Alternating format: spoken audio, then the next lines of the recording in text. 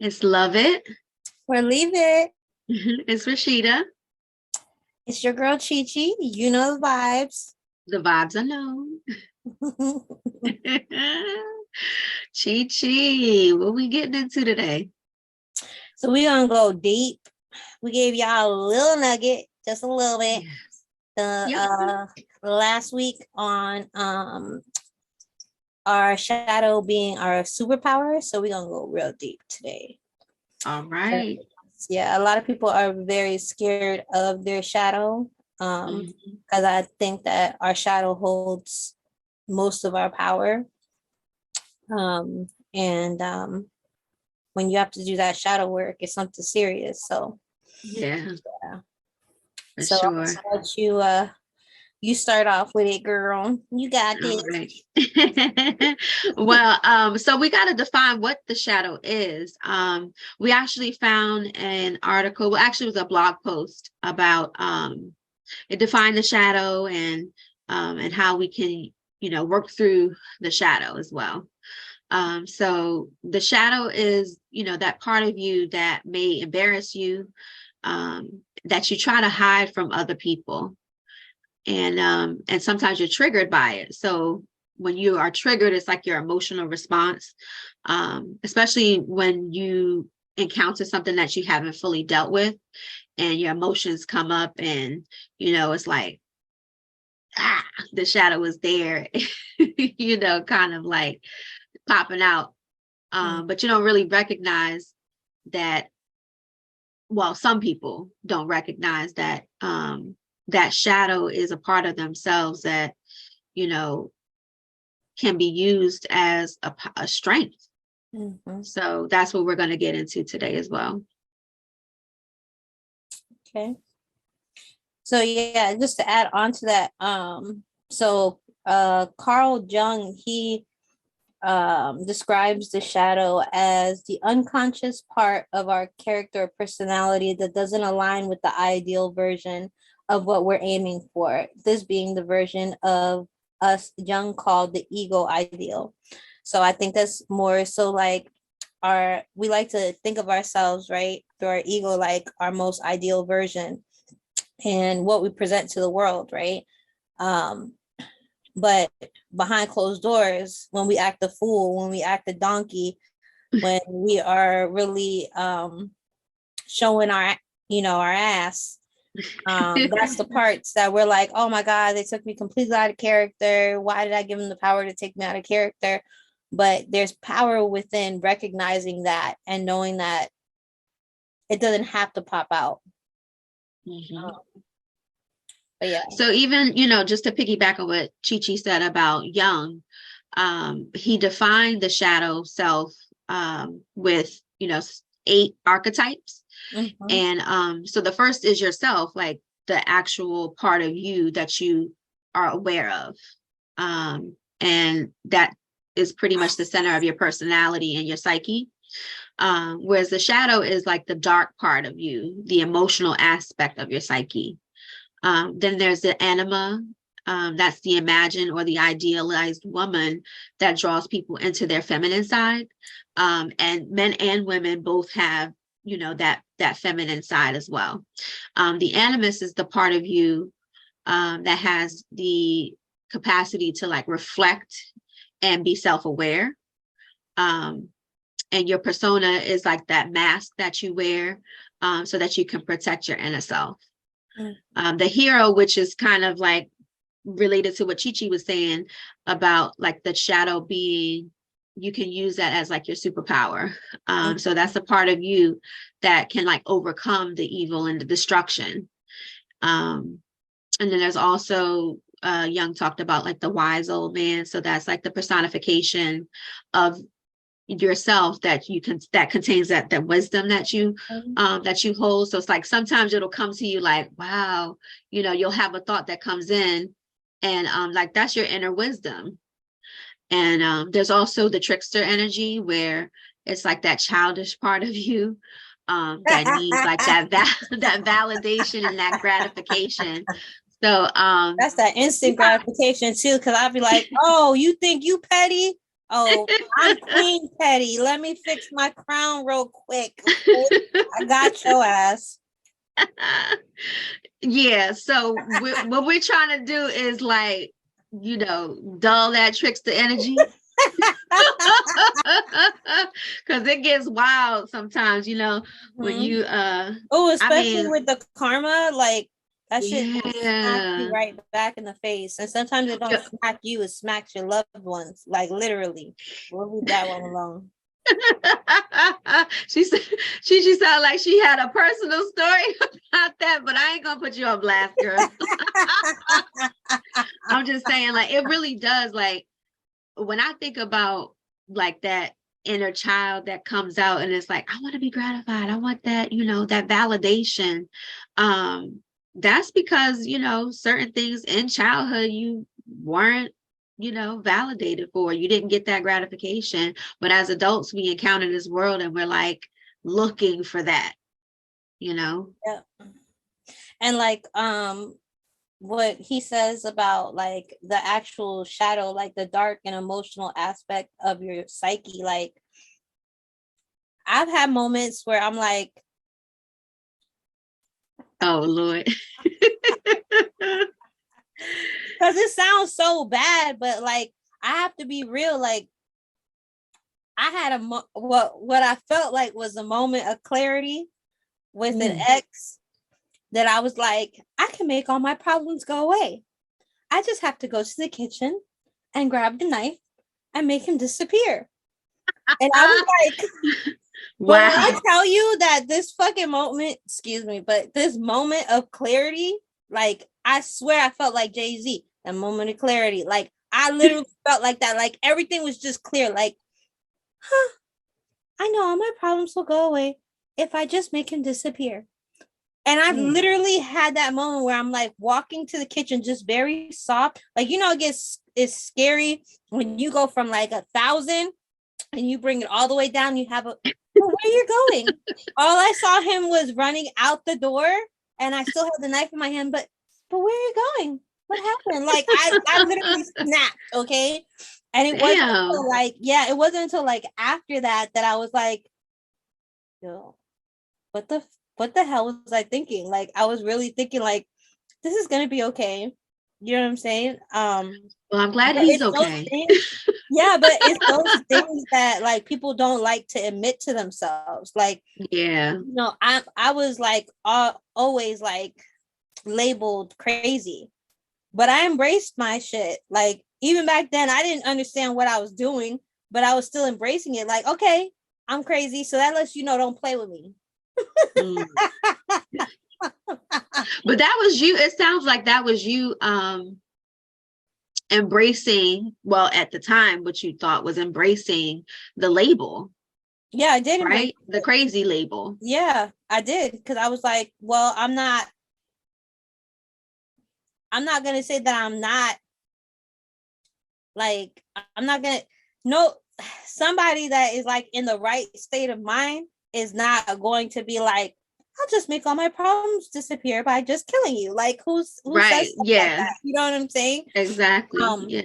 but it wasn't until I started working on like the shadow itself where like because I after those experiences that I went through where I was like fully embracing, I got to a point where I felt like my shadow was overtaking me. I So was you like, were okay, consumed by the yeah, shadow. I was consumed because I just felt like I was just angry at the world. Like I just felt like, and the best way to like explain it is like if you ever seen like Wakanda, and I love all the superhero movies, but Wakanda Forever and Black Panther, like how he was consumed in the beginning, the first one, Killmonger, he was consumed by revenge, Mm. and because of that, he was just like, and so it felt like that for me. Like I felt like everything had been taken. Like every time I worked towards something, every time I did something, something else was being taken away from me. So I had a real big chip on my shoulder. And then I remember like actually like praying, and I at that time I didn't like pray or anything like that. And I remember praying, and I was like, and because I named my shadow, like Her name was Priscilla, and she would pop out.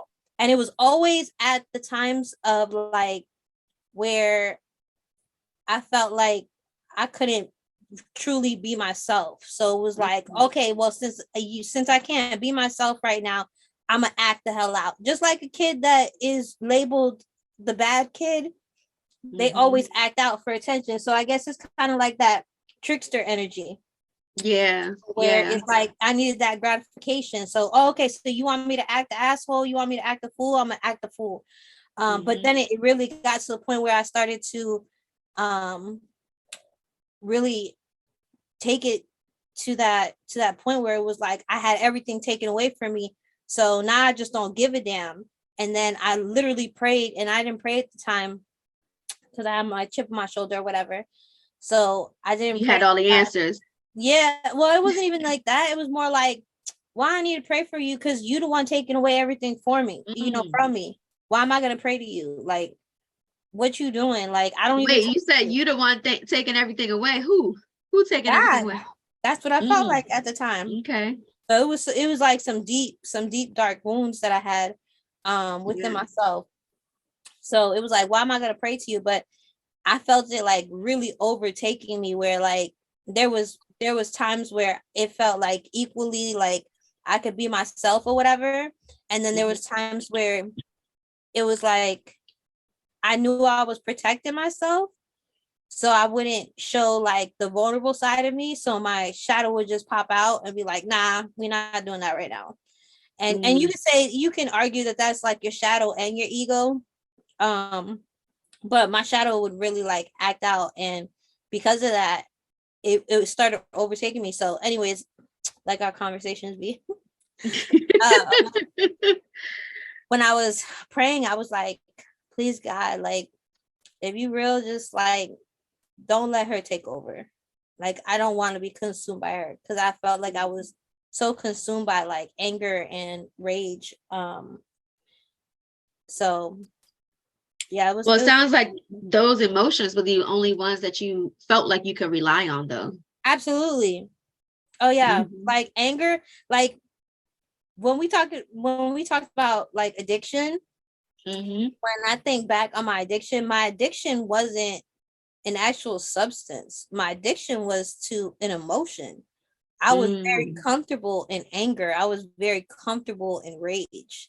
That was just what it was. Now, did I like people to see that part? Fuck no. And in front of other people, it was like, no, hey, well, for the most part, it depends. Let me stop lying. It depends on who was around. We talk about the shadow, so I'm pretty sure that it didn't end up like that. It really depended on who the hell was around, because if somebody was around, I really like, if I mess with you, if you my girl, like I'm gonna try to be real nice about it, about the way that I approach you or whatever. But sometimes it was too nice, like to their own detriment. Like I wasn't telling them the real shit because I was just wanting to like, make sure that they were like straight, Yeah. And I mean like straight, like even if a dude was not treating them right, but they still loved them, would be like, well, you know what, just go after your heart. And then later on that shit would come back and bite me in the butt, because it would be like, well, you did tell me. Oh, well, hold up, you got a mind of your own. Don't act like you got to listen to me. I'm not God. I'm not the almighty one. But if I didn't like you, oh yeah, I was either not gonna say anything to you, and you've experienced that with me. I walked into a room and I was like, I'll say over here, yep, my own damn business. Just to clarify, she ain't walking to the room with me and do that. No. We walked into a room with you together. But it was like the look that you gave was like, what? Oh, something's wrong. Like, yeah, no, girl, I don't play with that. Like, if I don't mess with you, I'll mess with you, and that's it. Period. Like, that's just how I am. But see, does that mean that, in that situation, does that mean that you worked on your shadow and you knew the part of your shadow that was like, Yeah, nah, I'm because not I'm going like, to nah, I'm not going people over there. please, right? I'm Yeah, the not, people yeah. pleasing. Like, Mhm. I don't play with your energy. You don't play with mine. We don't, you know what I'm saying? Like, but then it also goes back to like the one thing that I can't stand about, and this will just segue us into shadow work, is like when you can't stand somebody, you have to really look at yourself and ask yourself, what is it about them that you don't like? Because that's an aspect of yourself that they're reflecting back onto you. Yes, the mirroring. And Oh, it could be something that you see in them yep, that you used to do yep, as well. absolutely. It's not always like, oh, this is currently going on. Yep. Sometimes it's like maybe a stage that you just came out of and Mm-hmm. you see it and you're like, ooh, damn, like, but that's the judgment though, that we also Yeah. have to be non-judgmental. Yeah, You know because what it I'm was saying? like, it was crazy because I would be like, I'm not judgmental, right? But when I saw somebody that was judgmental, I would be like, that fuck.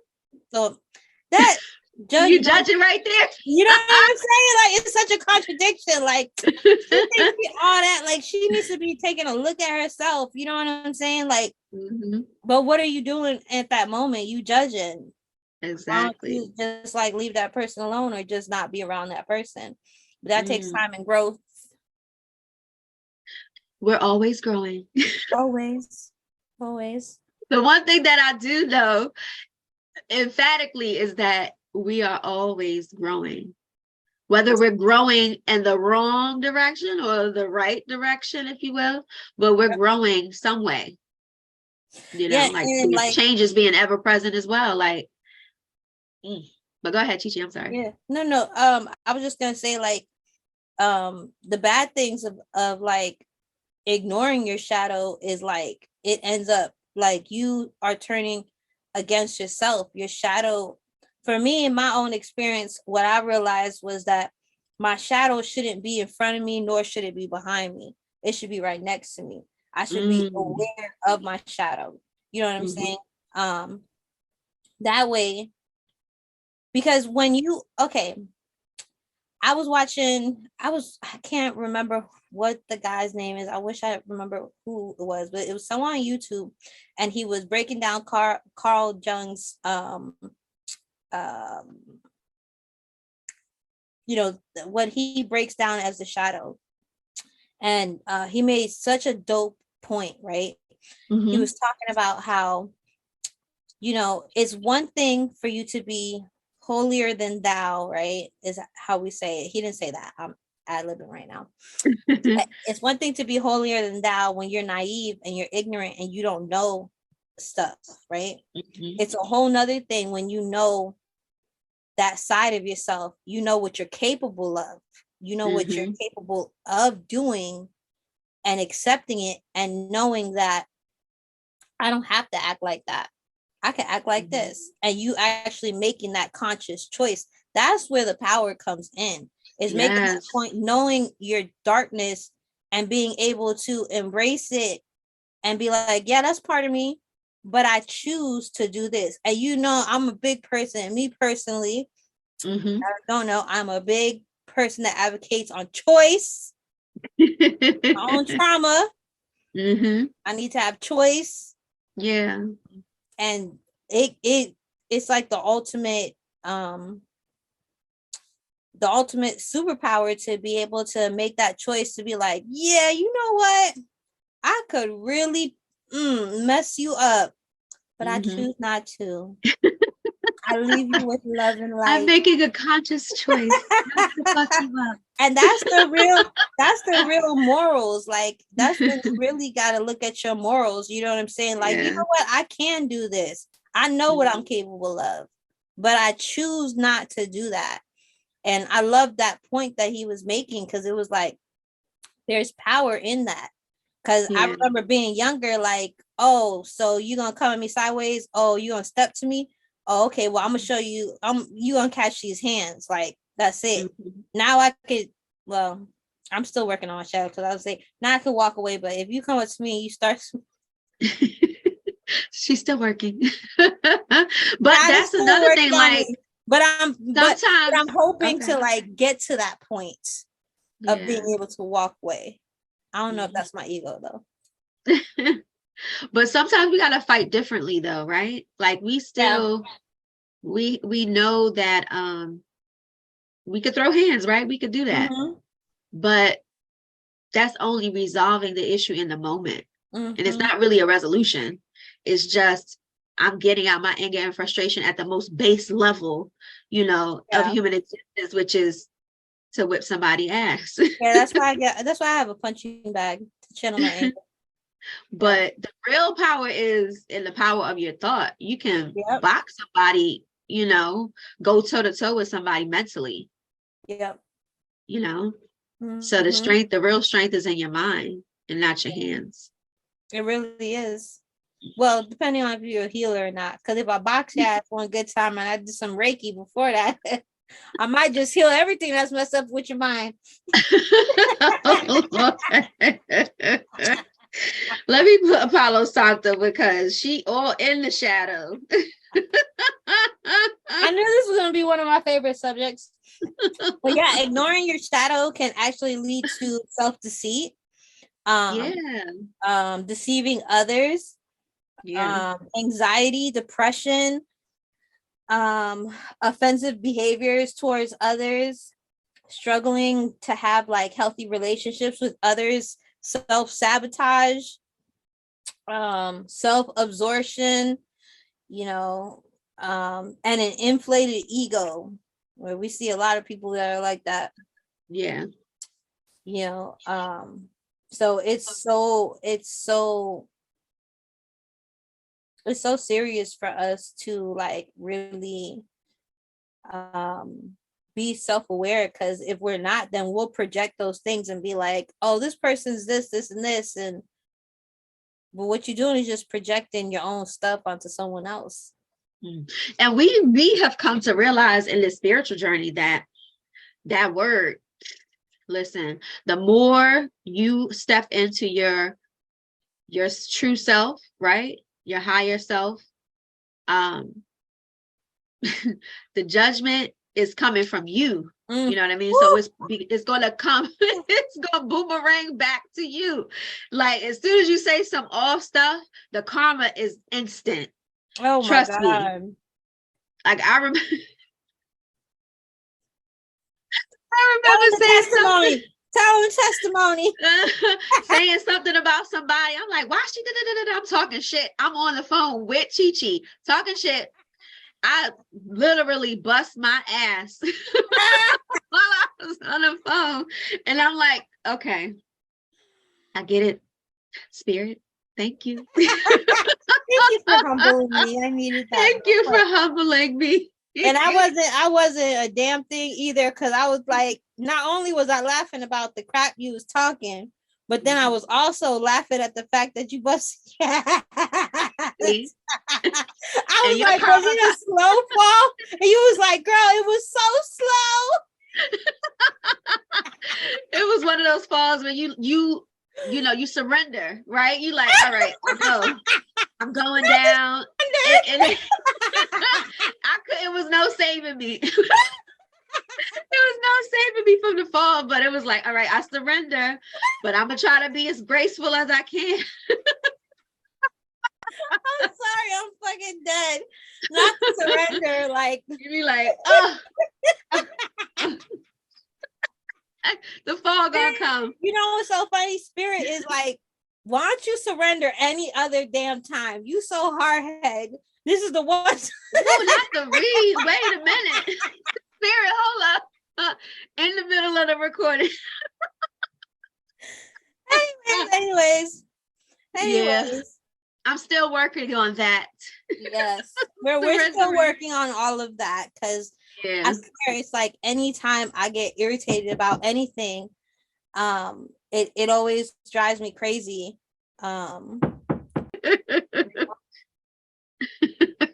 Yeah, so getting back to you busting your ass. Yeah, bust my ass. But the karma be instant though. It's always like that. Like as you ascend, your karma is coming And it's so crazy because like you move from, the thing is like, and this will be like for another time, because karma is not just like what most people believe it to be, like, oh, I said something messed up and it's gonna come back onto me. Like, it's not always like that. Yeah. But the karma that you're referring to is like that instant karma, when we do something or we say something messed up and then it just comes right back and smacks us right in the face. But this time it didn't smack you in the face, smack you in the ass. My ass was sore for like That 3 was days. a boomerang effect. Yeah, but it's like that though, but we have to be able to recognize, just going back to the shadow work, like we have to be able to recognize those things within ourselves that we don't like, but also not to say just don't like, but that we have to learn to embrace. Yeah, because like what they, on that same article, what they said is your shadow isn't a flaw or a mistake. And we've said this before, like we are perfectly imperfect. We are imperfectly perfect. Right.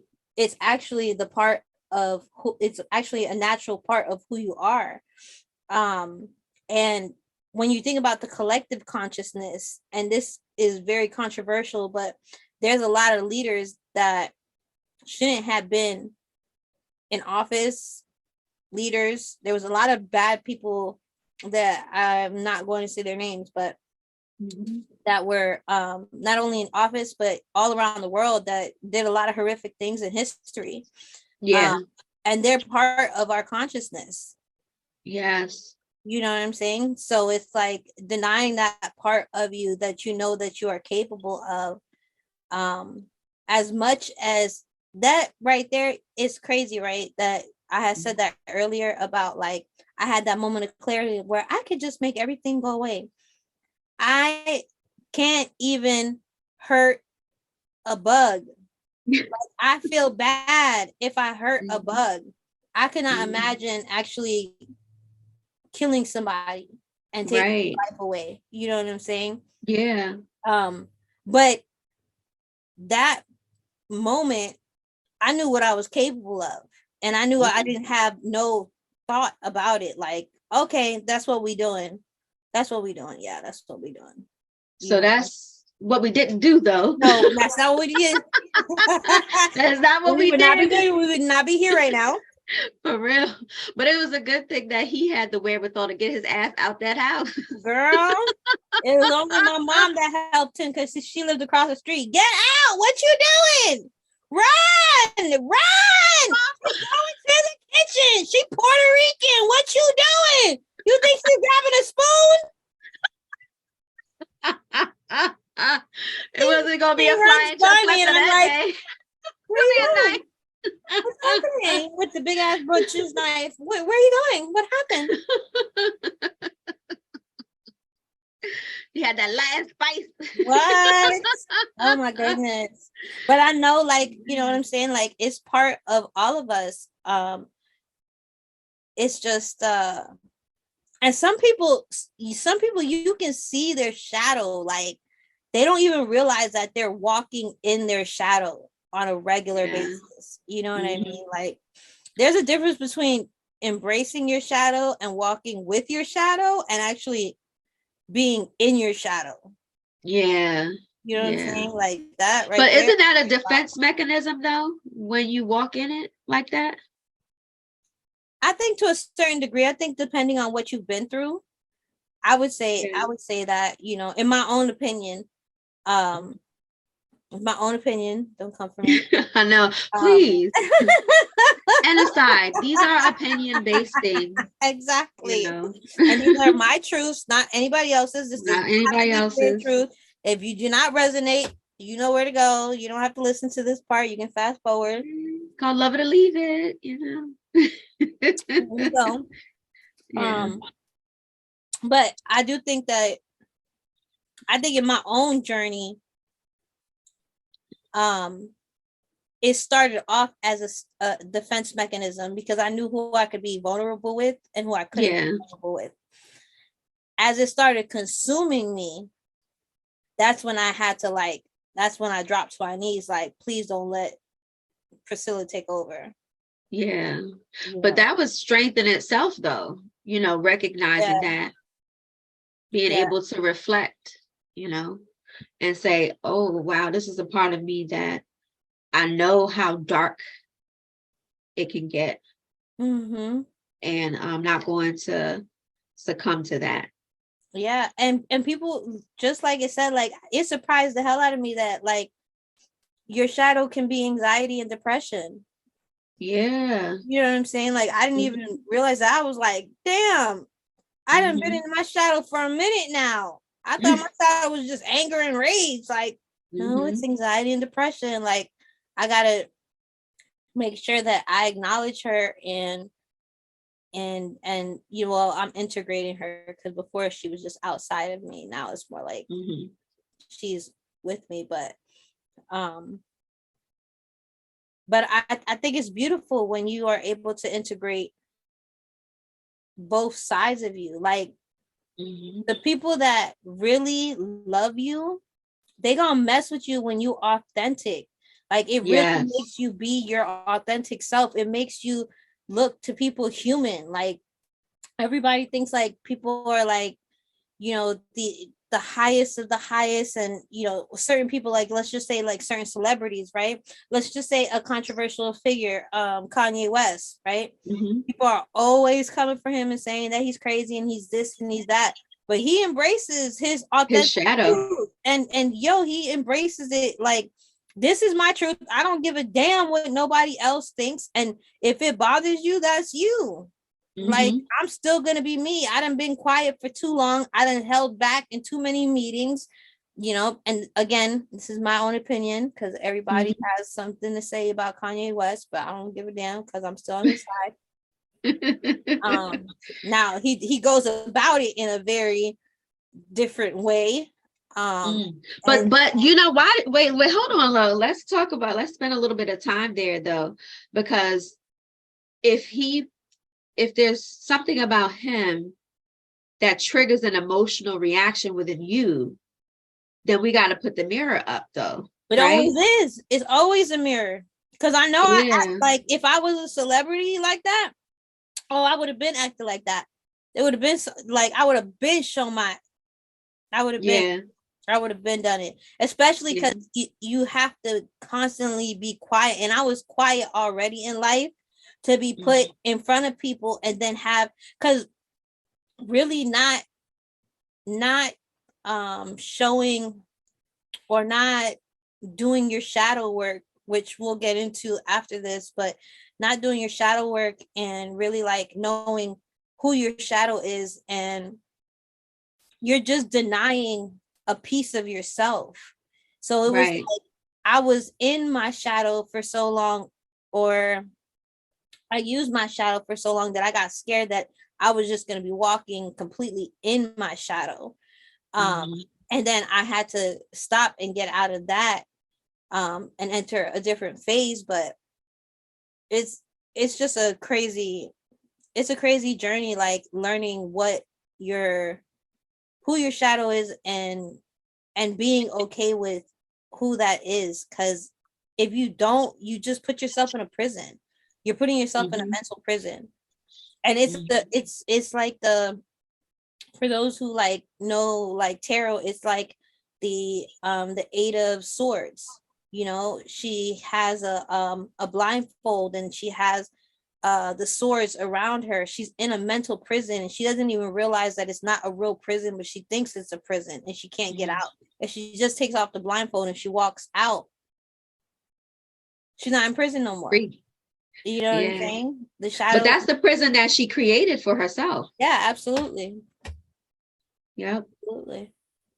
So even just in line with that, when we think about doing the shadow work, but the effects of ignoring it. So what that looks like is, having poor self-esteem, deceiving yourself and other people. Yeah. You know, it's like you'll put on one face, but you really feel a different way about it in the inside, you know, so you're not really living your true authentic self.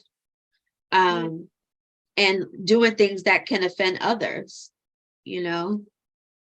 And even like when you were talking about the anxiety and the depression and like being offensive and stuff like that. But how do we like self-sabotage? What are some ways you think like we self-sabotage when we aren't really, you know, acknowledging the shadow part? Let's go back to what you had said, low self-esteem, right? You have low self-esteem, you're with somebody that really causes you trauma, right? You finally get the courage to, that's it, I'm leaving you. Now you got somebody else that comes into your life that is amazing, the whole opposite of everything that that other person was. That person is for you, you know, it's for you. Here you come, you haven't healed yourself, and now you're gonna act the whole, you gonna act the whole ass. Yeah. You gonna act like a whole. But like in what way though? Like self-sabotage is like, in my own experience, it's like, for me, it was very hard for me to be vulnerable, because being vulnerable with people, they were so used to the way that I was. Like my brothers would always tell me, because I was raised by my brothers, so my brothers used to always tell me like, yo, you a dude in a woman's body, like you straight act like a dude. And then I would like make fun of them, and I would be like, yo, I swear, like if I was a dude, I'd be banging more girls than you, like all three of y'all put together, because I already know all y'all smooth stuff. But you know, getting back to the self-sabotage thing or whatever, so the vulnerability part for me was like, when I did put down my shield and I showed people the vulnerable side, it would be like, oh, I don't know who that is. And then it was like, okay, shield up, I'm not showing you that part of me anymore. Or I would have somebody use that vulnerable moment against me.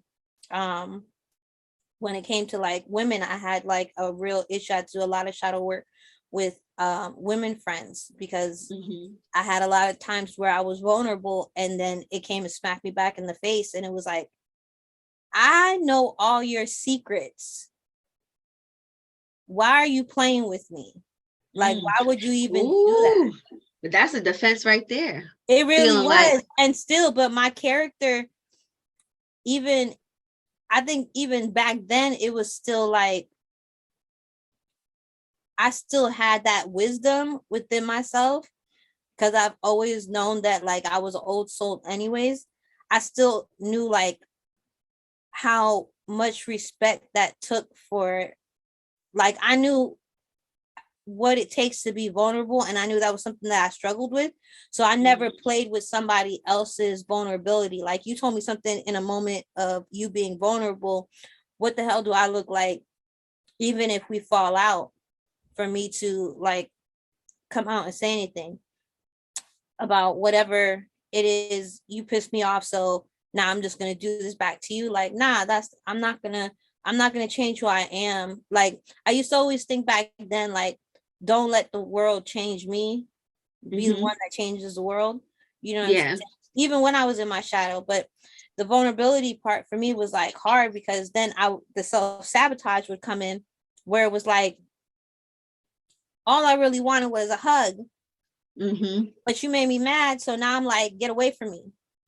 Even though my honey would be on top of me, like, babe, come here, like, I'm sorry, you know, can I just, like, why don't we just like lay down and just watch a movie, let me hold you? No. But inside I'm like, yes, please, please, please, please, please. Outside I'm like, no. And yet I can sound like your ego, but it was really my my shadow, because it was like, well, I was vulnerable with you, I told you I wanted to go do this, I told you how much it meant to me, and then you didn't do it. Like, so now I'm gonna sabotage the hell out of everything else. Like, the whole day went to hell, and now I'm I'm setting it on fire. Let's go. But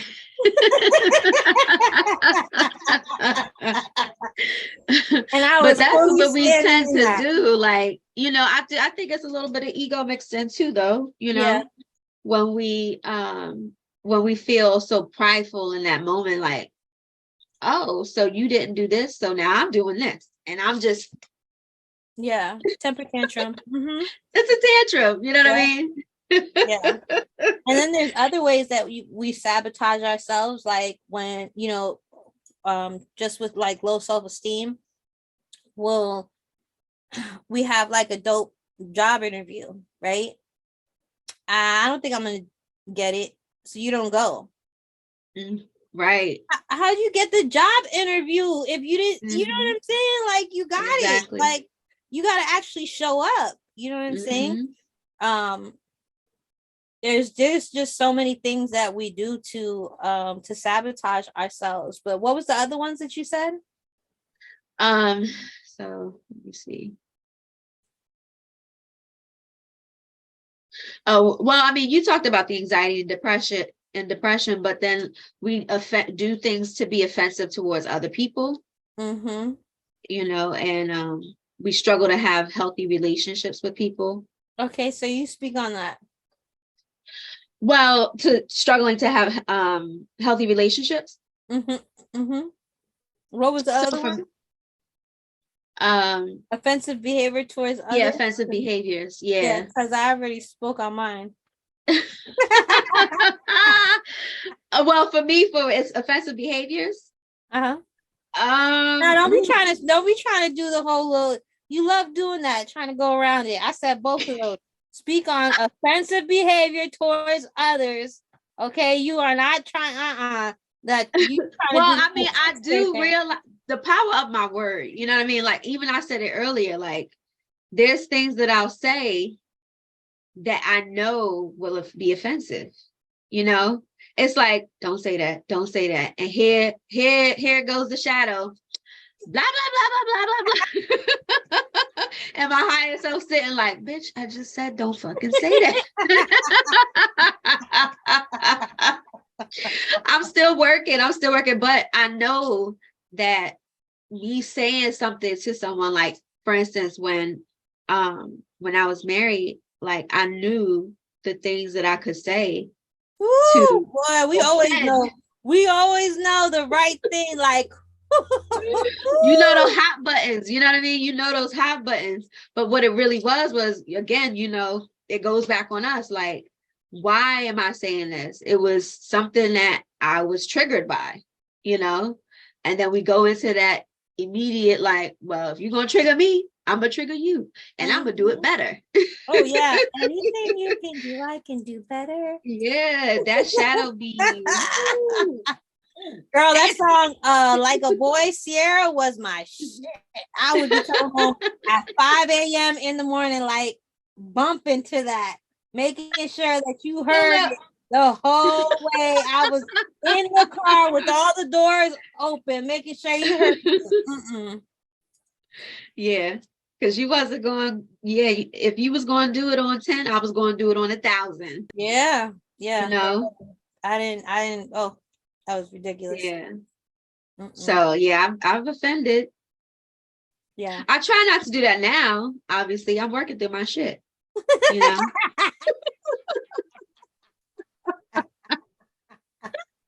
But when you face that, when you see that about yourself, the people we encounter are a reflection of ourselves. God, that's one thing I can't stand. Yeah, they are a reflection of ourselves, like where we are in that moment, or even maybe a moment that we just completed, like a cycle that we just completed. And it's just like, damn, you see your shadow in them, And I think that, like, it helps you once you start, like, healing your shadow, right, and really integrating it. I think it brings you to a place of, like, really having compassion towards it, where it's not that tit for tat thing back and right forth, Yeah. So now I'm more like, damn, you, first of all, you're self-reflecting, right? So you're reflecting, like, what did I say, what did I do? And then it's, okay, what can I do and say differently so that I can encounter these people in a different way? And I can appreciate their lens versus my own, you know? But it's growth. Whew. Takes a lot So of give growth. us a good example of struggling to have healthy relationships. Nigga, No, that's not the example I want. You know which one I want. I'm still working through my shit. I just said it. Hold on, let me follow Sandra because I need to get myself together. I gave you a good one. I was vulnerable. This is where I'm like, I was vulnerable. You need to be vulnerable too. I'm still working through my shit, which is why I'm not in a relationship right now. Because I be saying some off the wall shit sometimes. Give an example of one thing that you said that was off the wall. Why is Chi coming for me today? Damn. I'm just saying we being authentic here. Well, right? I have said some things to a certain someone. Oh, don't be doing that. Okay, so for an example, I said something to someone. Oh my God. Why? No. What? Just say what you said. I said something to someone that was about a box, but I didn't mean to say it was about a box. It was actually about the razor blade that I used to open the box. Girl, say what you said. Okay, so I was offended by a response that I got from someone that I was dating. And his response, I was like, okay, well, now I know what box to put you in. Oh, damn, I didn't know you was gonna actually use the box one. Well, we're here. You already said something. I didn't know you were gonna use the box. Like, bitch, we here. I just looked over and I saw the box there. I was like, and I saw the razor. I was like, okay, it's a good analogy, whatever. But we say those things, right? We say those things because we're offended, you know? And he was speaking his truth. That was his truth. But I was offended by his truth. And I was like, okay, well, now I know what box to put you in. And that was the shutdown. So, yeah. Don't put people in a box. Because they're going to close that box themselves and they're going to be like... Self-sabotage. Self-sabotage. But that's self-sabotage too. That's self-sabotage as well. Yeah. Yep. Yeah. Okay. What's an example of, have you ever experienced self-absorption? Yeah. Yeah. So how? It's about me.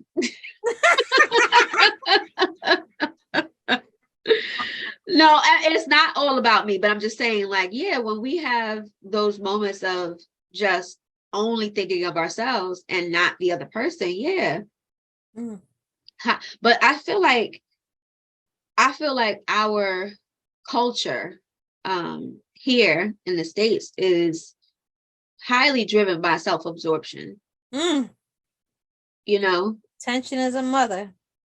Yeah, getting the attention, and you know, it's about me. So, you know, there's narcissism that we deal with too. All of us have some form of narcissism, in my opinion. Okay. In my opinion, we all have some form of narcissism. But that's a protection. Okay. So can I speak on like therapeutically? Okay. Yes, I'm here. Your whole attitude changed. Yes, I'm here. Let me grab my glasses real quick. Hold on. Damn it. I don't have them. Where are my glasses? I would put them on real quick. I don't know. Oh, actually, I know where they are, but I ain't getting up to get them. Yeah. So therapeutically, because narcissism, and this is a little bit off topic, but we're going to get back on. This is how our conversation Still part of the shadow, though. Still a part of the shadow. Yeah. but it's a word that has been like overutilized, and like everyone says this person is narcissistic. Can you really like define a narcissistic person? Like, if you had to do an evaluation, what would a narcissistic person actually look like? Because there's a difference between what you said about knowing, like, everybody has a little bit of narcissism in them, right? But being a narcissistic person is like completely different. So can you clarify? Right. I mean, when you talk about narcissism and you look at the DSM-5, it's going to define it for you. The DSM is just a diagnostic and statistic manual that we use in therapy. Okay. So it defines all of the mental health disorders and personality disorders as well. So when we talk about someone who has narcissistic personality disorder, that's definitely different than what I'm talking about in terms of saying like, oh, we have a bit of narcissism in us. Because when it comes to narcissistic personality disorder, it is something, when we speak of personality disorders in general, it is typically something that is refractory, meaning is not easy to change. Okay. You can't just change this part about that person. That is who they are to their core. So yeah, so it's, when I speak about, oh, we're all a little bit narcissistic. Yeah, because we tend to have self-absorption, right? So when we speak about the personality disorder, it's about self-absorption, right? But then there's also those traits of like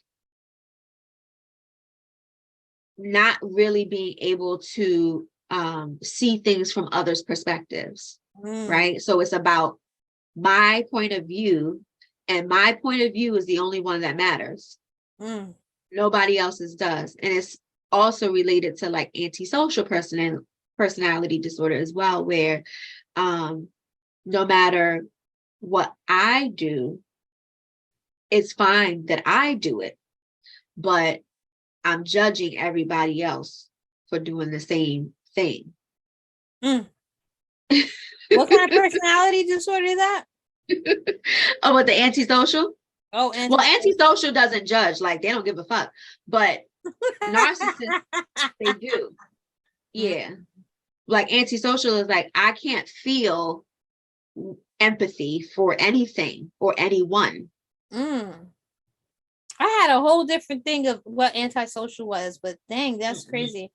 Yeah, I mean, like those who are in prison, oftentimes they have personality disorder. I'm not saying all, like, no, please don't think that that's what I'm saying. But there are some people who have engaged in criminal activities who have this trait about them, where they cannot feel any empathy or sympathy or even feel bad for what they did, So it's what's like, the difference between that, and I'm so sorry but this is fascinating to me. What's the difference between that and being like a sociopath and well, that's what that pretty much is, that antisocial personality. That's what a sociopath looks like.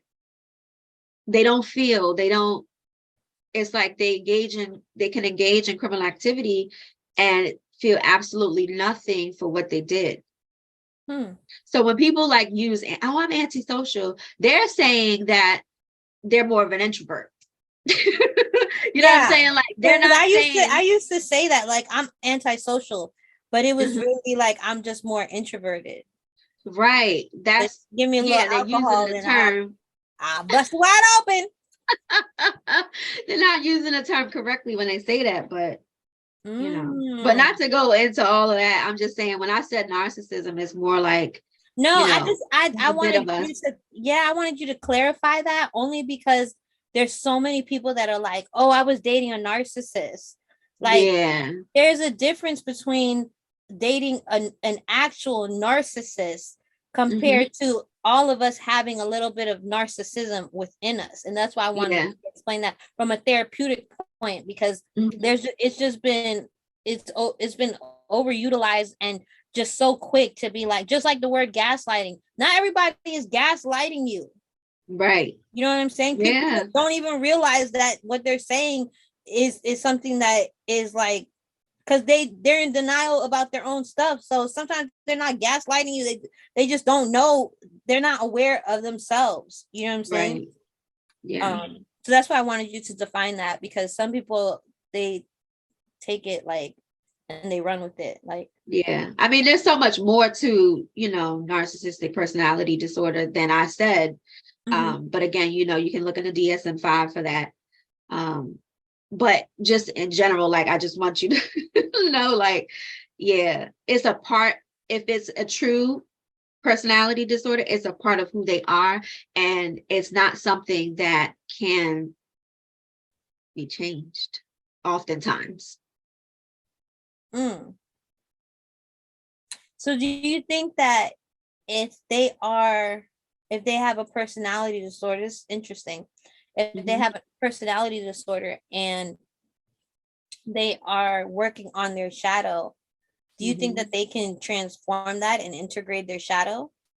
And I think anything is possible, but that's me from the spiritual sense, if you are still working in the 3D world and you don't know how to transmute those things, and you don't come to your own understanding in a spiritual sense, then you're going to continue to operate in that world.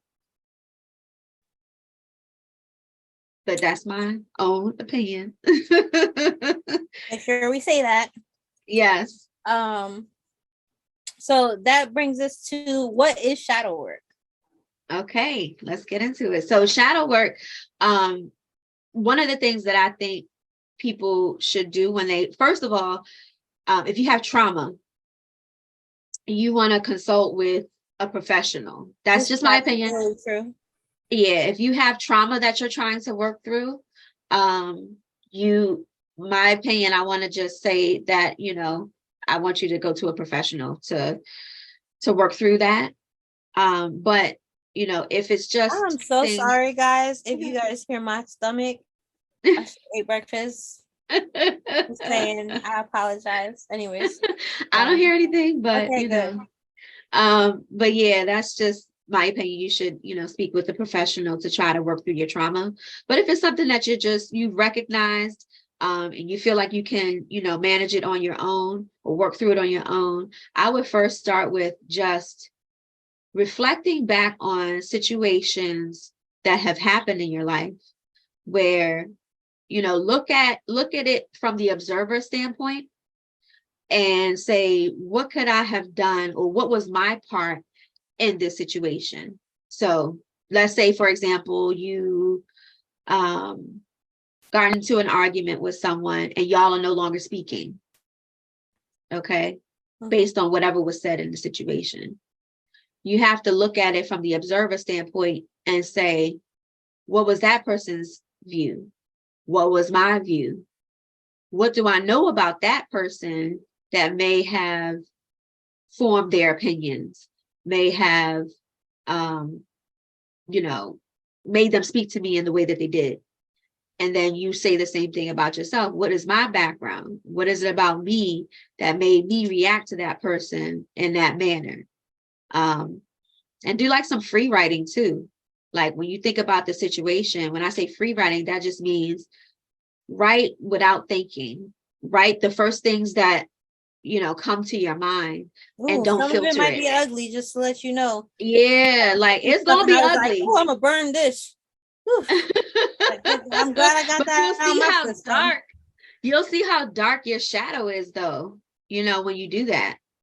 And allow yourself to have those thoughts to come in freely and write them out. And then read what you wrote afterwards. Give yourself time to look at it and say, damn, like I can't, don't beat yourself up either. Yeah. When you write about it, you don't go back and beat yourself up. That's what we're trying to work through is, not having that low self-esteem, because that's what we do. When we look at our thoughts and we see how scary they are, then we feel guilty, Yeah. Or were you gonna say Chi? I'm sorry.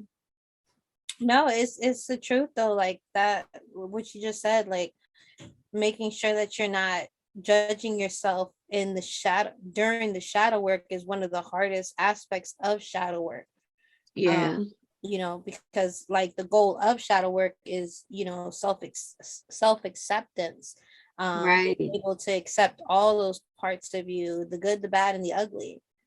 Yep. um and it's also about like developing self-awareness, developing the ability to have compassion towards yourself, um you know, so that you can have compassion towards others when you see them acting out. But um yeah, that's what I was gonna say though. Yeah, that's really Mhm. the goal of it, is just to, you don't want to do shadow work just to beat yourself up more. That's Right. not the goal. You didn't get the assignment. Start over. Go back to 101.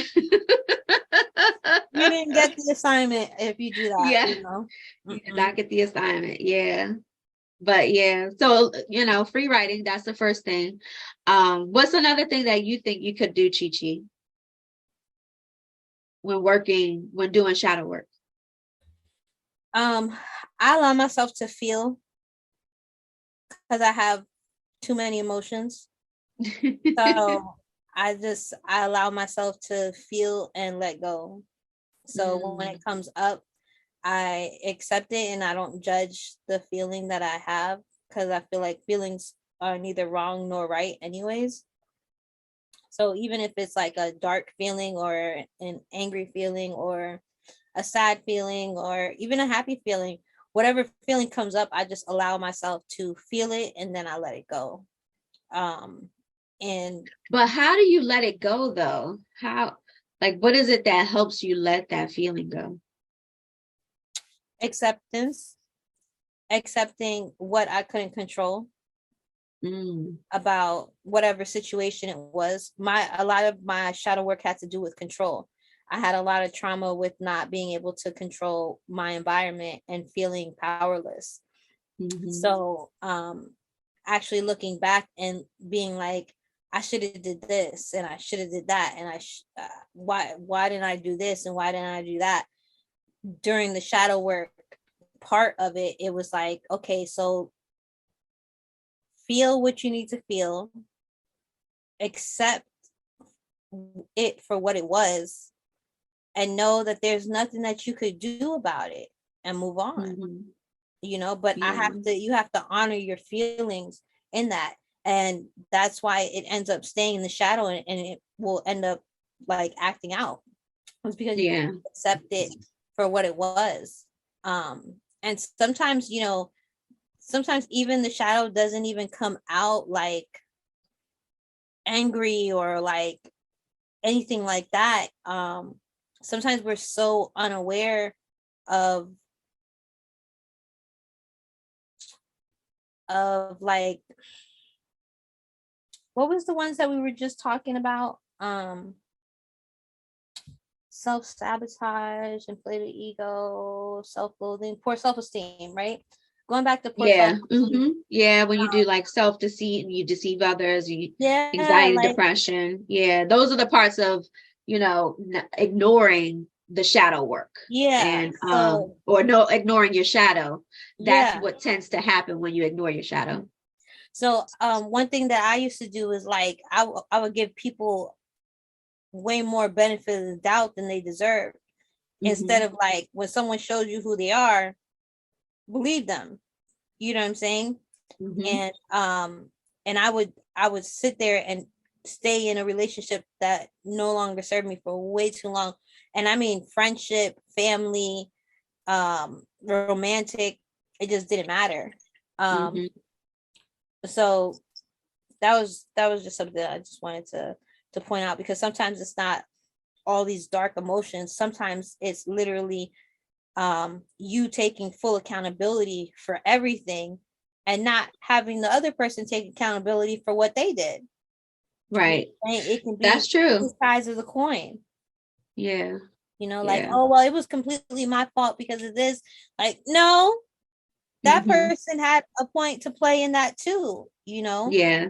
Um and it, victim blaming is a whole nother thing, but sometimes we victim blame ourselves. So Right. and I think that's That's part true. of like healing through the shadow too. Hmm. But also, in another outside of free writing, another thing that you can do is really look at, your childhood. Like, how were you raised? Ooh, What was that like? What was it? writing letters to yourself too is Hmm. really good. Writing letters to yourself, like from like to your younger self, from your future self, like, hey, one thing that helped me too, was actually like mothering myself, like literally going into meditation, and but we'll get into that in a little. Yeah. Yeah. So just, as I was saying, as far as like going back to your childhood is, um, really kind of take inventory, do a timeline, um, like almost like a biography, right? Where you look at, okay, what was it that happened when I was, first 0 to 5, right? Look at those years, kind of group them together and think about the things. What was it like being raised? Were you in, a child care center? Were you home with parent or grandparent, whoever? How did conflict how was conflict resolved? How was I raised in terms of like discipline? Was it, I'm gonna beat your ass, or was it, well, we're gonna talk about it. What happened? Let's process your emotion. Like, what was your experience like as a child, when it came to discipline? And but like group it into like 5-year increments if you can, like from 0 to 5, from 5 to 10, from 10 to 15, and so on. Just to kind of break it down to see where those moments came from, where your shadow, things within your shadow, or things within yourself that you don't like, because that's what the shadow is, right? And Mhm. so just trying to like take inventory to see where things may have gone awry for you. Go ahead, Chi. No, just another thing that I did was I had a crazy experience. I had watched the movie Soul. Oh And, yeah. Uh-huh. yeah, That was a good and movie. there was like, if y'all haven't seen it, y'all should watch it. But it's a really cute animated movie, and it's like real deep and spiritual and stuff. Um, Mhm. but Spoiler alert for those who haven't seen it, but go ahead, yeah, sorry. Chi. I mean, the movie's called Soul. That's a deep ass movie for a kid, though. My It kids was is. like, That's how "Oh you know my we in the God," age they of crying at the end. I'm Aquarius. like, Lord, That's how you know we in the age of Aquarius. for real. Yep, Because y'all it gonna get the wasn't truth. even, because if you think about it, like, well, anyways, because we don't spoiler, but it's been out for a while. If you haven't seen that movie, I don't know what to tell you. Like, it's really been out for a while. Um, but like it really goes into like real deep for like children, like for a child to like understand like the soul is crazy. But anyways, what I was gonna say, in that movie, there's like these dark figures, right? And they say like, oh, they're in the plane of like the lost. And so one Mm, guy in there, he's like doing like these meditative things or whatever, and he helps people in the spiritual realm to get out of like loss and confusion. mhm, And there's like this whole, it kind of looked like a monster type thing, and he like touches him, and then it turns out like it's a person that's behind a computer that's like, I gotta make these numbers, I gotta make these numbers, I gotta make these numbers, I gotta make these numbers. And he's free. He's like, why am I still working this job? Let me get out of here.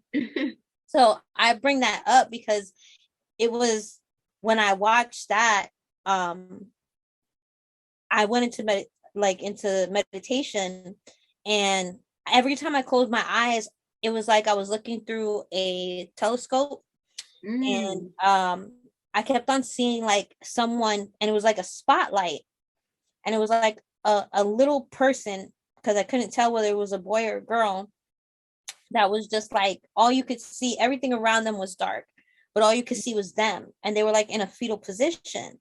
Wow. And so every time I would go into meditation, I would be like, who is that? Like the first time it kind of like startled me, and I was like, okay. And I left it alone because I was like, I don't know what I'm doing. I feel like I'm just new to spiritual journey stuff, so I don't know what I'm doing.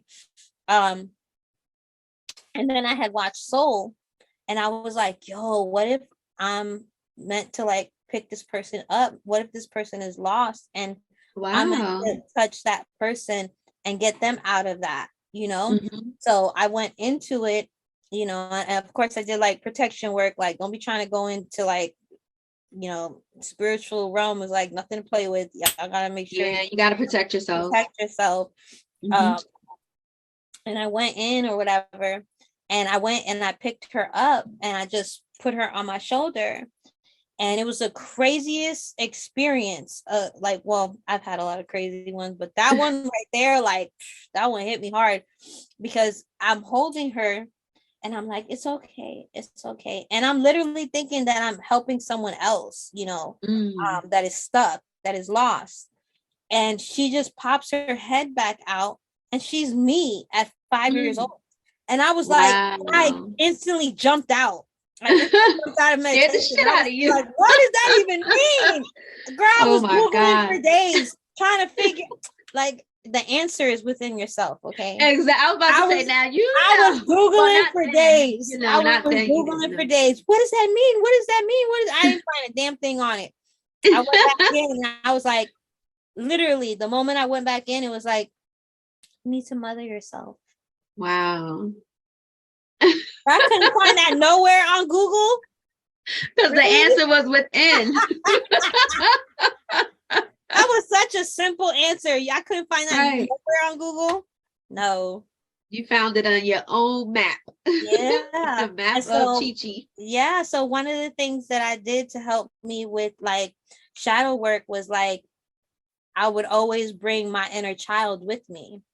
So it was like, we're going to do this together, and we're not going to be scared of this because this is part of us too. So I would always bring her into my shadow work because I felt like having her not be scared of the shadow helped me to embrace my shadow as well. Yeah. And I think that's something that's very important when we're doing shadow work as well as healing our inner child. I think you can work on both of them. That's what worked for me. Somebody else may have a different opinion. I'm just saying, this is my truth I'm speaking, because we have to say that a lot. People just be like, oh, you don't know that.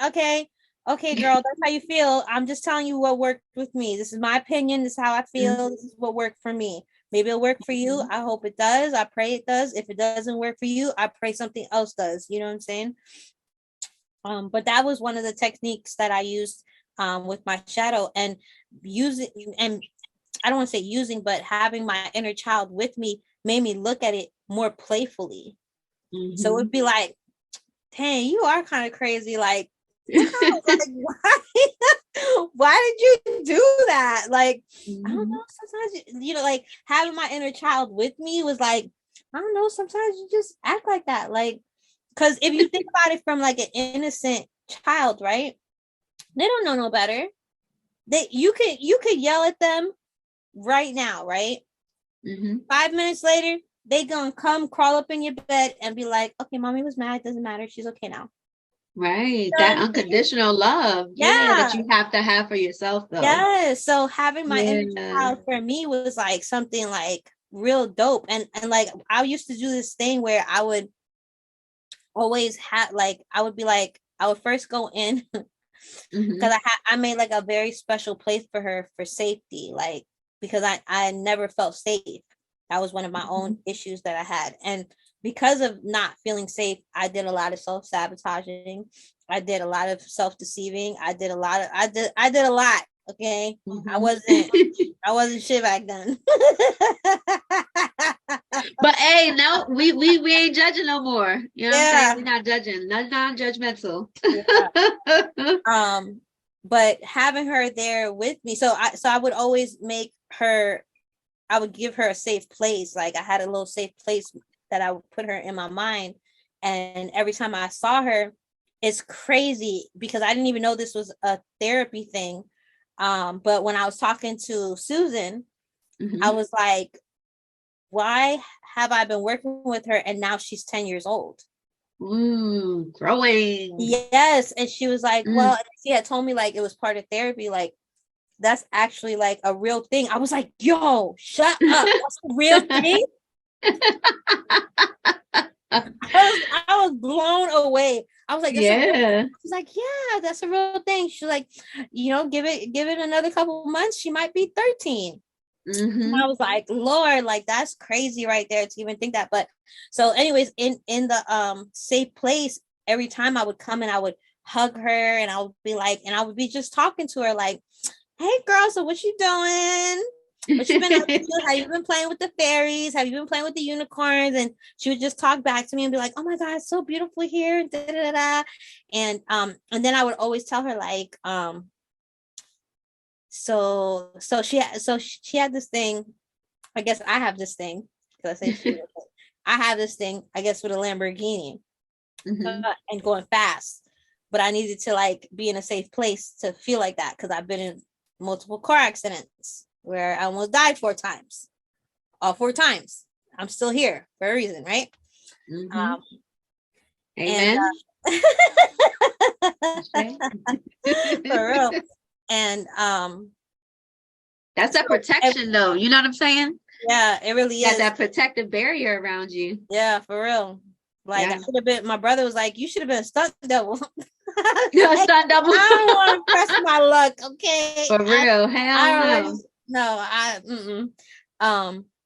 But I would have this thing with her where she would be like, she would tell me like, no, well, I would walk in, I would be after she like told me all about the fairies and being with the unicorns and how magical it was there and all that other stuff. We would color, we would paint together, and this is all happening in my head in meditation, just like holding her and embracing her and just talking to her the way that I wanted to talk to her, like the way that I wanted to be talked to at that age that I didn't get to have, you know what I'm saying? And she was like, and so we have like this thing, even to this day, where I'm like, you want to go for a ride? And like, in the Lambo? Yeah, and she'll look at me, she'll like, yeah, let's go. All right, let's go. Let's get in the whip. So and then we would just be flying through the forest because that was like my thing, a mystical forest. And I don't even like the woods like that. So, but in my head I do because they ain't no stuff like that. But you can live anywhere you want to live there. You know what I'm saying? You can live anywhere you want to live. But that's where, what we were talking about as far as like shadow work is, getting into those meditative states and allowing your mind to go where it needs to go to heal. So for Chi-Chi, she had to do some mothering, and her little girl's growing up, because she's doing that work, but you have to be authentic through the process. Yeah, and wasn't as scary having her, which is crazy, right? Because even with the mothering of her, you would think that I would be like protective, like I gotta protect her, but it was more like during the shadow work, she was like, it's okay, like don't do that, don't beat yourself up, like that's okay. Like it was dope to be able to see it through my perspective and to see it through her perspective. For real. But sometimes you got to do the inner child healing first before you can even get to that point where it's like that, you know what I'm saying? So right.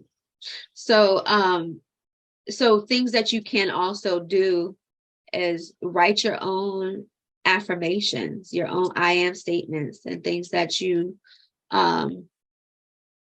trying to speak into existence for yourself, because doing shadow work is about not shaming yourself, accepting you for who you are and having compassion for you, so turning those things around that maybe you didn't have trust in yourself, maybe you had a lot of self-doubt, maybe you didn't believe in yourself, and you turn it into, I trust in you, I believe in you, you are worthy. So making those positive statements about yourself too. and getting to the after you do all this work, okay, because it's a lot of work, it's a lot of, you know, Yeah. it's a lot to go through. But let me tell you, there is so much. That's why I say, like, your shadow is your superpower, because there's so much hidden talents, hidden knowledge that you didn't know. You know, it's so cliche because everybody says the thing of, you know, what doesn't kill you makes you stronger, right? And a lot of times when you're doing that shadow work, you're dealing with trauma, you're dealing with things that have happened to you, but it really shows you the type of strength that you have within you to overcome things.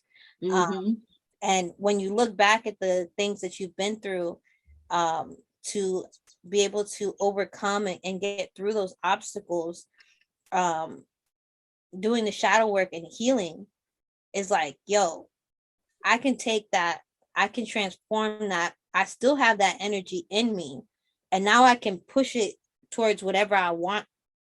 So whether that was, you know, being scared of like showing up and being, you know, scared of what people were going to say about you or think about you, you know, doing that shadow work, you're going to show up and show out like, okay, I'm here, this is who I am, and I don't care. Like, I really don't care what you think about me, and people are going to love you because they find you so authentic. Like, okay, like I get for instance, I love Krayshawn Rock.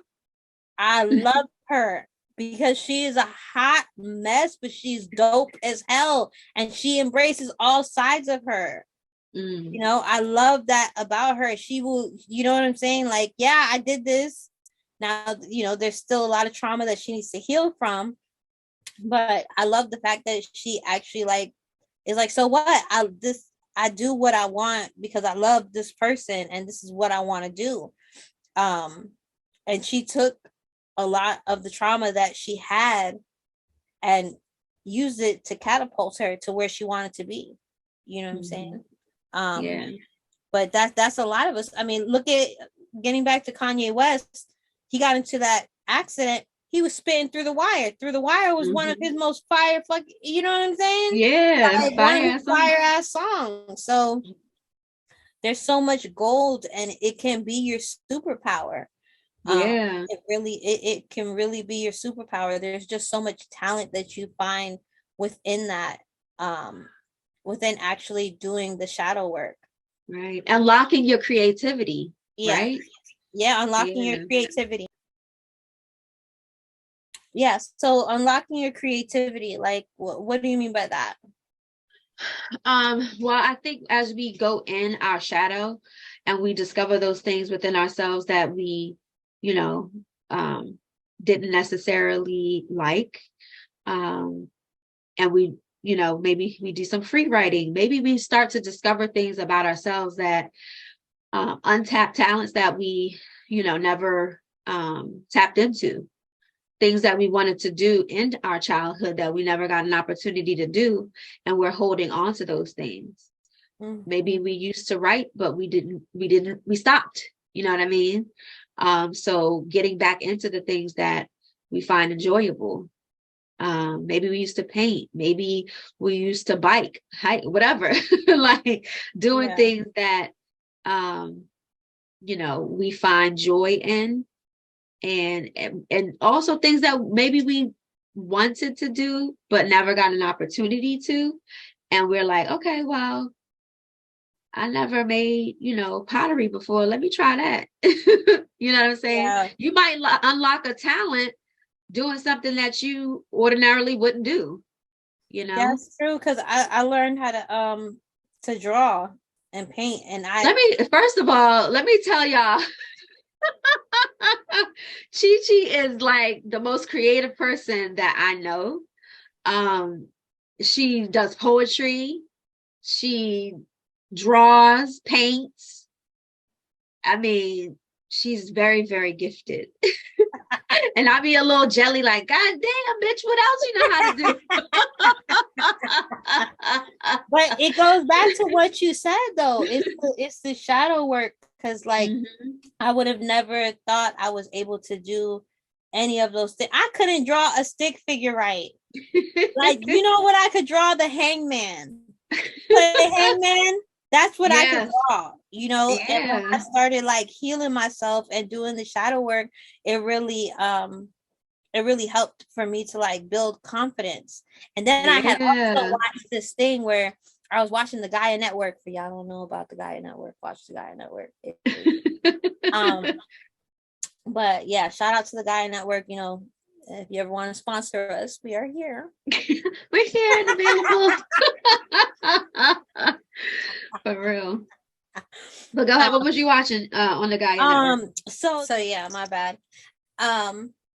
But yeah, so I had watched this thing on the Gaia Network, and it had said to ask your, this was like in the beginning of my whole spiritual journey, to ask your spirit guide, since when you go to sleep, you don't actually sleep, your spirit doesn't sleep. It goes to like another school and they can teach you while you go to sleep.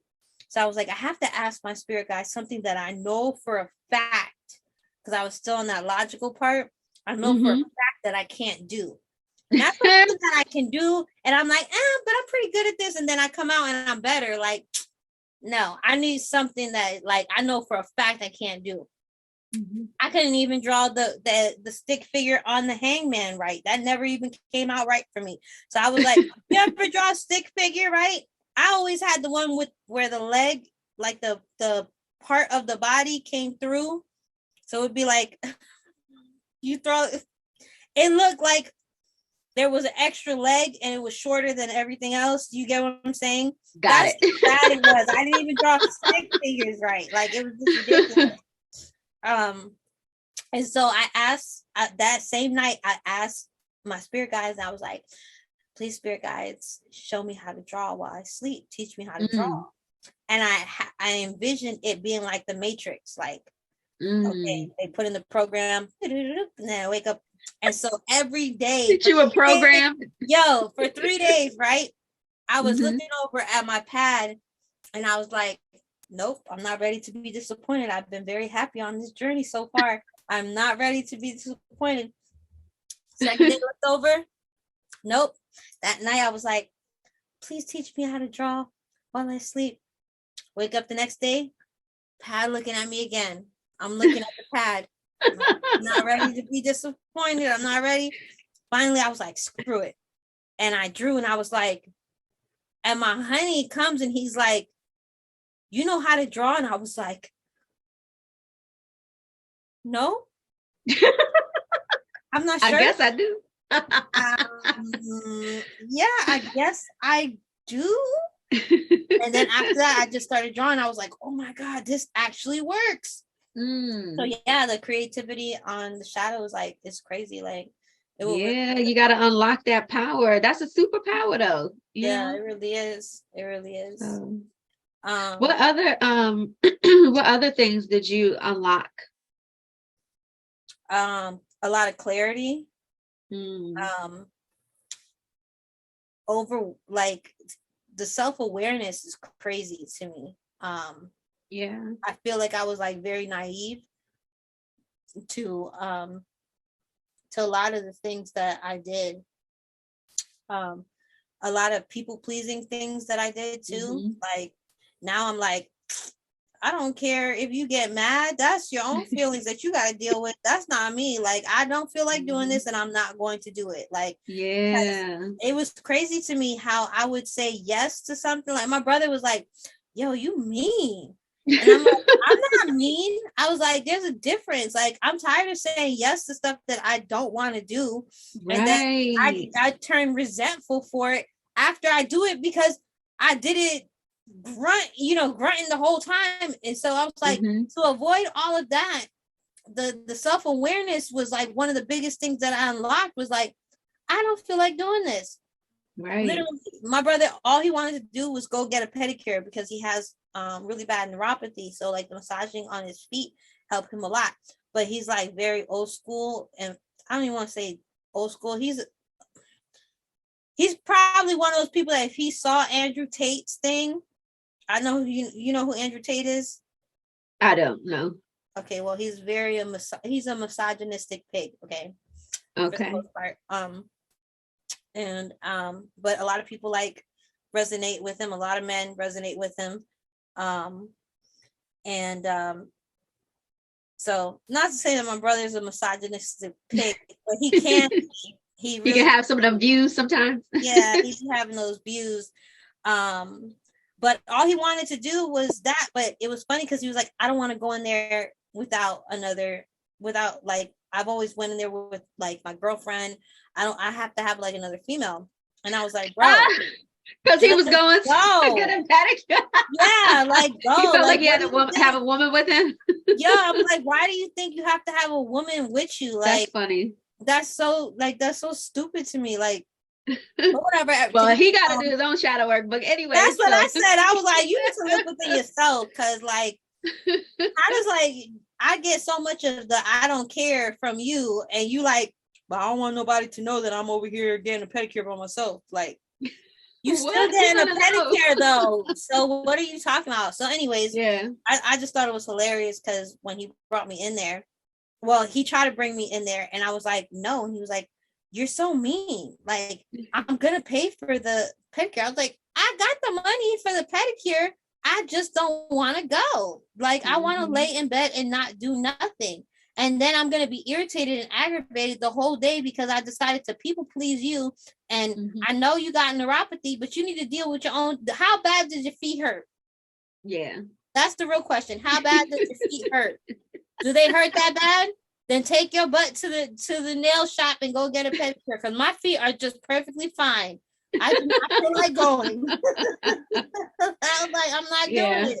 But learning when to say no to the things that you don't want to do was helpful for you with the shadow work. For real, because it wasn't, it was like, even that was just like, girl, just go get a pedicure. Yeah, but I didn't need one, nor did I feel like leaving my house. I wanted to lay in bed and watch cartoons all day. Leave me alone. Like, no, I don't feel like going. Well, you can watch it off your phone. No, I don't feel like going. And then I'm going to be aggravated that I left the house. I have to get ready. I got to do all that. I don't feel like doing that. I want to stay in a robe all day. Brush my teeth, wash my butt, and stay in a robe. That's it. That's all I want to do. But there's a difference between like doing your own shadow work and figuring that out for yourself, like learning when to say no, as opposed to like, let's say someone was really depressed, right? And they wanted to stay home. Yeah. And having that person come in and try to help them come out. That's a little different, you know. And that's why I feel like for me, like the self-awareness was one of the biggest things that like it unlocked. Like it wasn't only creativity. If I had to choose which one I would rather have, I would definitely rather choose the self-awareness. Yeah, it helped me understand myself in so many different ways. And I don't think that if I wouldn't have been so self-aware, I wouldn't have been able to even be receptive to other people giving me ideas. Like I would have been more closed off to it. You know what I'm saying? Like understanding that, like understanding all those things that you sabotage yourself with.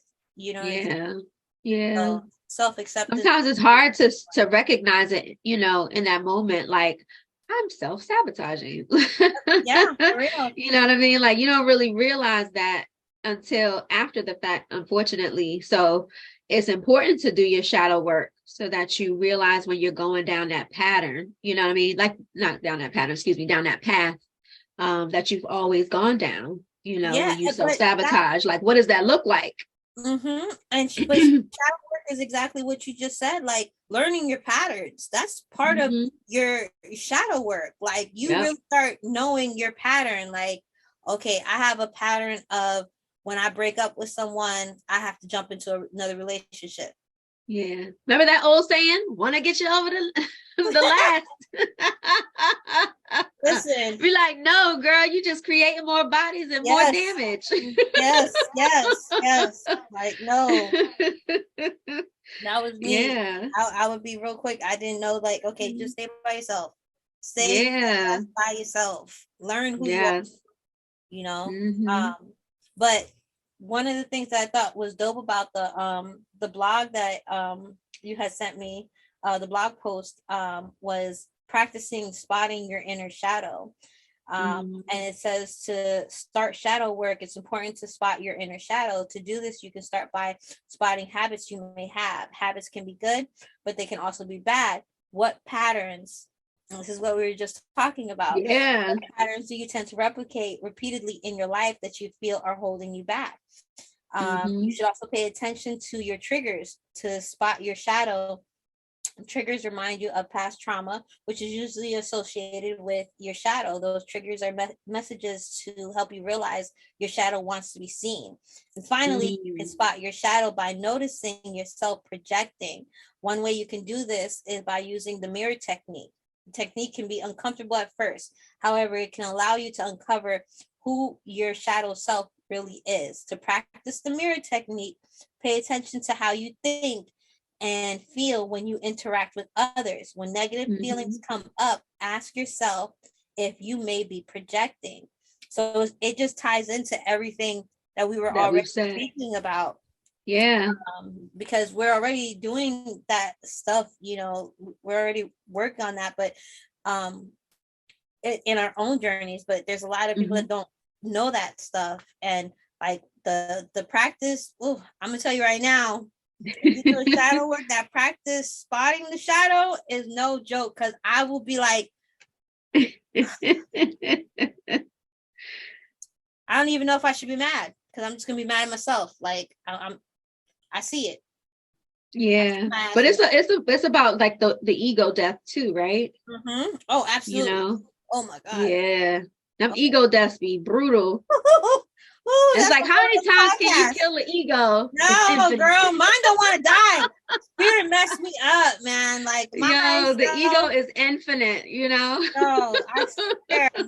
There was so many times that like I would be so angry with my higher self, and I would be like, you knew you was gonna mess me up. How you gonna make me a double Scorpio with a rising Virgo? Like, why would you do that to me? And be like, when you know you're gonna become very spiritual and you're gonna have a lot of like, figure it out.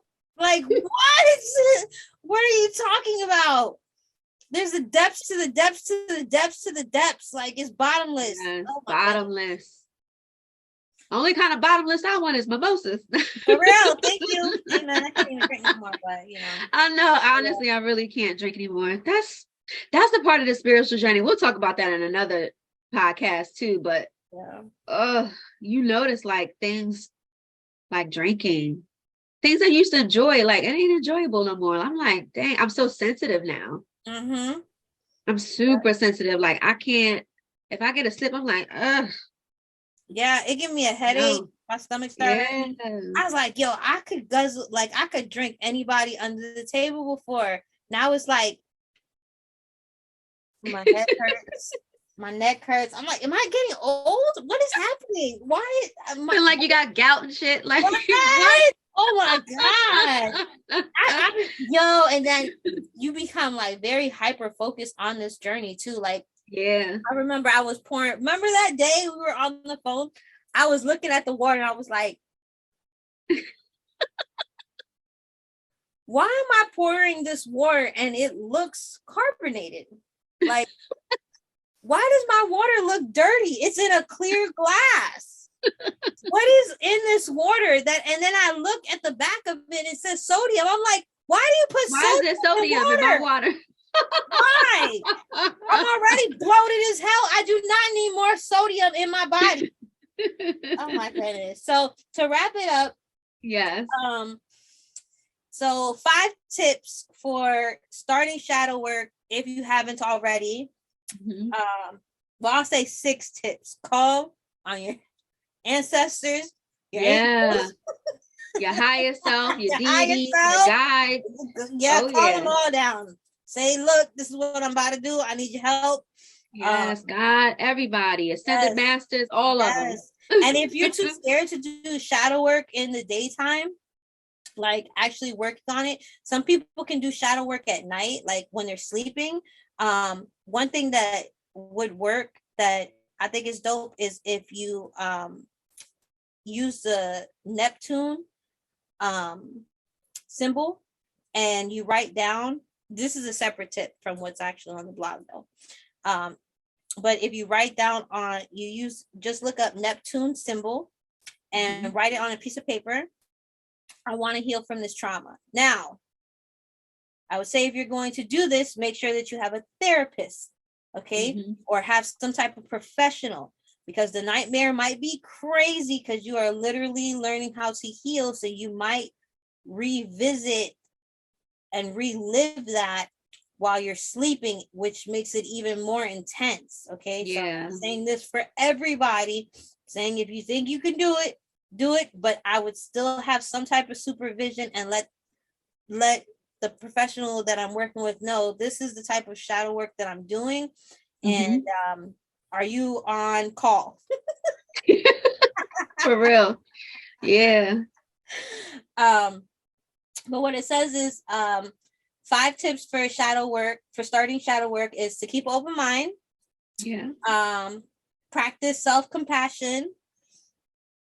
Be patient with yourself, both during the exercise and throughout the journey, because this is a journey. This is not a one-day process. Right. It's not a cure-all, like, oh, I'm just going to do this and everything's going to be. No, because even things about yourself that, hey, maybe they haven't even come up yet, but then they come up later on in an experience and you're going to have to work through that. So it's always a journey. It doesn't end. It's just, you perfect it as you're going on. It's like fine wine, right? It ages with time. Gets better with time, baby. Yeah. You said that perfectly, because today my baby turned 20 and I was like, shouts out to the mamas with the 20-year-olds. Living my best life. For sure. But yeah, just like you said, it's not an overnight thing. It's definitely a journey. So some things come up that you've already been doing shadow work for a year, and it's like, wait, what?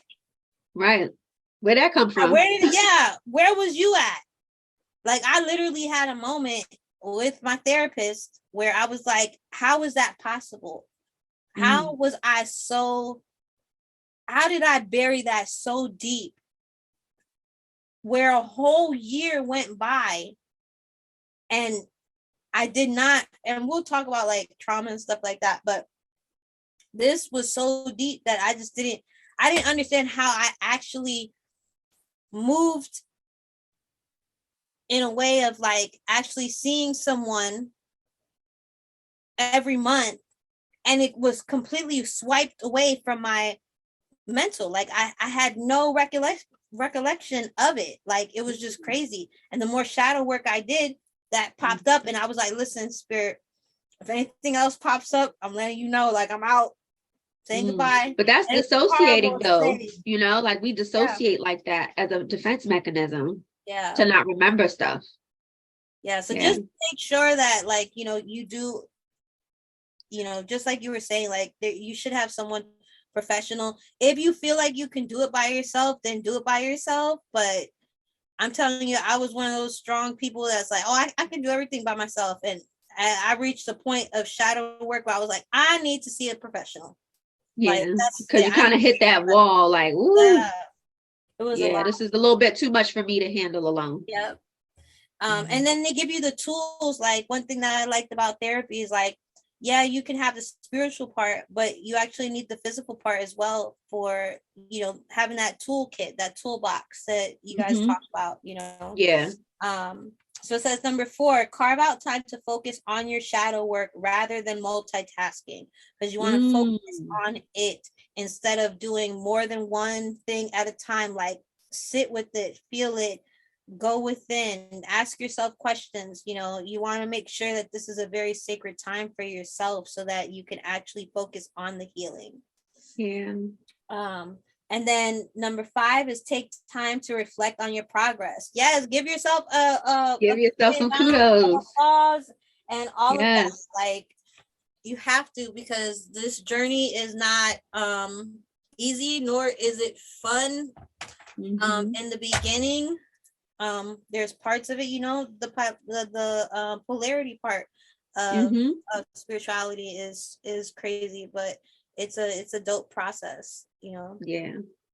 Really. Well, this has been a dope podcast today, because I mean, I know we went deep, but that's how we are. You know, we while we are fun-hearted, lighthearted, we also know that there's more to life than just being, you know, jokey. We do have to go within and do the healing work that we need to do. And so we're hoping that, you know, with this podcast, you'll find some guidance that you need. Maybe we talked about some things that you didn't really think about. So we want to give you like, something to think about. Mm-hmm. So You yeah, know? don't forget to like, subscribe, you know what I'm Yes. saying? Comment, you know Comment, what I'm all saying? that. Hey, do all that for your girls, you know what I'm saying? Yeah. Throw some comments in there, talk, you know, other things that we can talk about too. Yeah. Like y'all want to hear about. And we want to hear feedback on what y'all thinking. Like, what were you guys thinking during the whole thing? And we love, like, I love hearing both sides of an argument. You know what I'm saying? Mm-hmm. So, and if you guys have tips for us, please let us know. Okay, we still on the journey. We don't know everything. We just spit in our own stories and going through what we're learning and giving out information. And it's dope to have a community that really resonates with us and shows us like you're not alone. Yes. So yeah, please let us know. Again, hit that like button, hit that subscribe button. You know what I'm saying? Show us some love. We appreciate everybody that yes, we do. showed up, because that last video, we're not gonna talk about it, but we feel blessed though. It's an honor. Through was y'all came through. Y'all came through for real. So we really appreciate that. And we just want to say, you know, we love y'all, and we send nothing but love and light. And don't forget to check out our TikTok too. It's Astrofluent at TikTok on TikTok. But yeah, like hit us up and let us know, like give us some topics to talk about, anything that y'all want us to do research on. Any of that stuff, like some constructive feedback if you know, please, if we need that, because we definitely know we don't know it all. No, we don't. And this is a growing process for us too, like, you know, things that we're also trying to work through as we work on this podcast together. But we want to be able to show our authentic selves, and it's a process though. Like, you know, last video, like, okay, we noticed this, we noticed that, so we're trying to make some improvements for you guys as well. Yeah, I emphasize constructive, please. Yeah, constructive, please. Don't come we still working on our shadow. For real, don't come for the throat. Don't go for the gut punch. Yeah, because we sending love and light. You know, for real. We want to make sure that we get the love and light back too from you guys in a constructive way. So we appreciate it. Yeah. But yeah, we're just very honored and grateful that you guys sat with us this time and gave us all this time and all this love, and we're so honored to be here. And we just we pray over each and every one of you guys that come over and check us out, that you're given nothing but blessings, and that you are protected, and just know that you are a divine being having, you know, a human experience. They always say, like, we are spiritual beings in a human body. You are a divine being. Okay, remember that you are divine. And that's completely different from spiritual, you know. So just know that you are divine. Your divinity in itself. You guys are goddesses, gods, with whatever you resonate with. So just know that, and know that we love you guys so much. Yes, love you. Bye. Wait, we're gonna talk about in the next one. Are we still debating that? We gonna wait for feedback? What are we doing? Yeah, I guess we'll see. We'll wait for some feedback. Okay, let's wait for some feedback from the folks. If we don't get it, yeah. we'll come back. We'll come with what, you know, we feel like Spirit is trying to guide us to talk to you guys about. But we definitely wanted to hear some feedback from you guys too, as far as what you want to hear about. Yeah, and because we'll be posting once a week. We'll be doing the podcast at least once a week. So we want to make sure that if y'all don't get back to us by then, you know, it is what it is, and we'll just keep on going because we got a list of things that we wanted to get off our chest. Yeah, exactly. All right. Well, love you guys. Right. Bye.